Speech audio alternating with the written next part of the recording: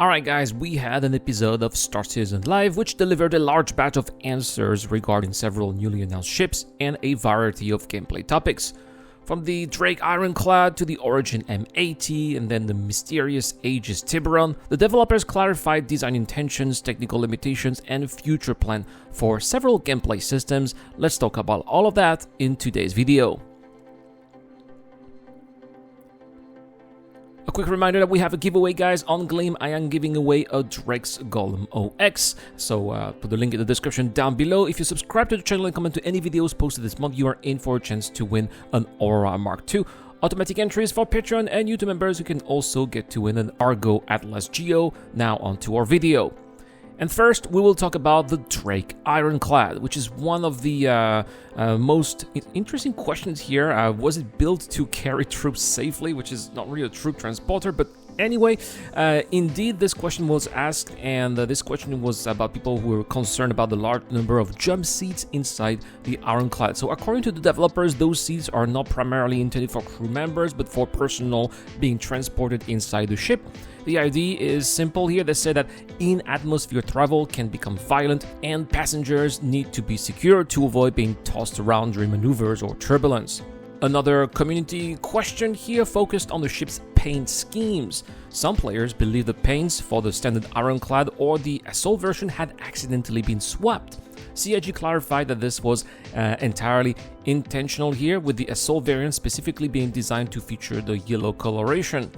The developers also addressed issues with paint not appearing after pledges. I've had this issue actually. This was not related to missing purchases, but rather to the extremely high server concurrency following the patch release. According to the team, backend systems were simply struggling to keep up with demand, and I'm seeing a lot more people here sporting their brand new paints, so I suppose that the backend servers are starting to support those paints a bit more than before.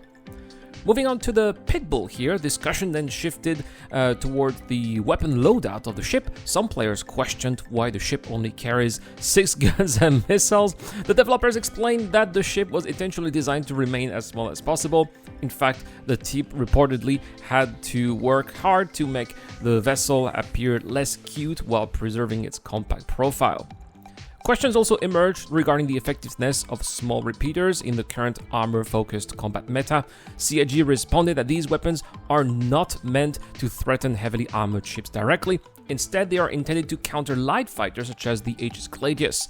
The team also reminded players that weapon loadout remain customizable and lighter weapons can still become effective after allied ships strip away armor from larger targets.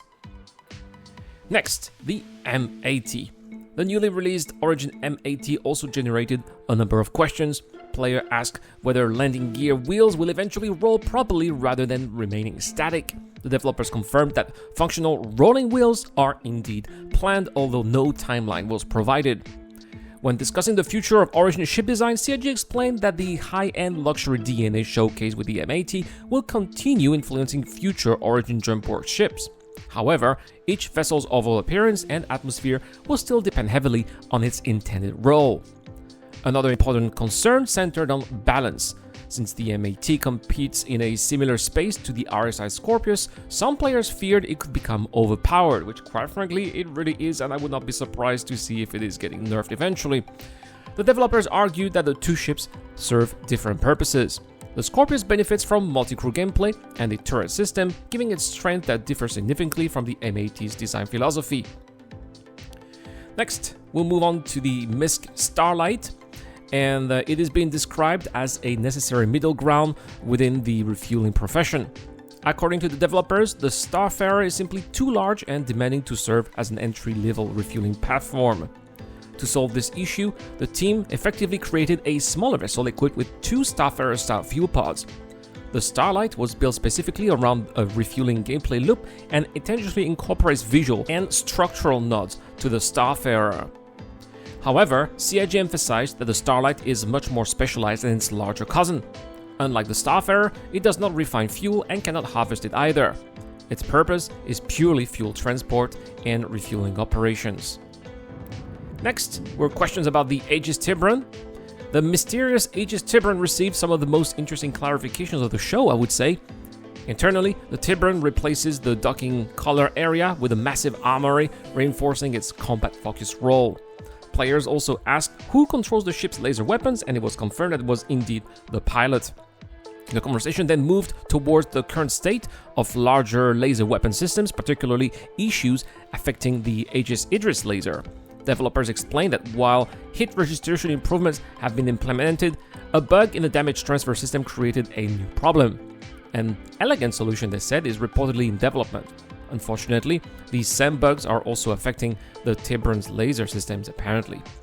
One of the most important clarifications concerned ship classifications. Some people assumed the Tiburon was merely a variant of the Hammerhead. CIG actually rejected the interpretation entirely. The developers explained that true variants always retain the name of the original chassis, citing examples such as the Aegis Avenger Warlock, the Aegis Saber Raven, and the RSI Constellation Felix. Since the Tiburon has its own distinct name, it is considered a separate ship despite sharing similarities with the Hammerhead. They then compared the situation to the Meteor, which shares the same DNA with the Mantis but is not considered officially a variant.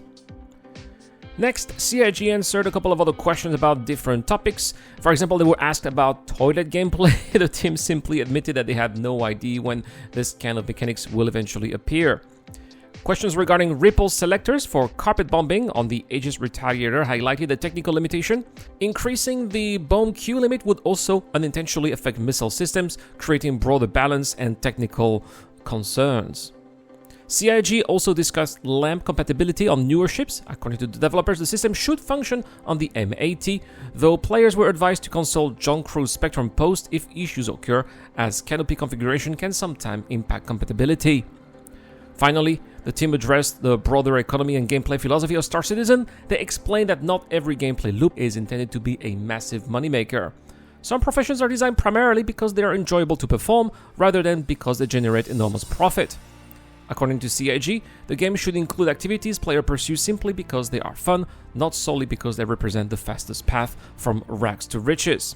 And that's pretty much it for this Star Citizen Live. Some interesting questions indeed answered about these ships. No mention about a potential Kruger ship. I hope the Kruger is going to release their new medium fighter for this Defense Con. I think it would be great. Do you have perhaps any other questions that you wish CIG had answered? Let me know in the comment section down below. If you enjoy the content, as always, please don't forget to leave a like. Don't forget to subscribe for more. I have been the Eradicator, and I'll see you guys in the next one.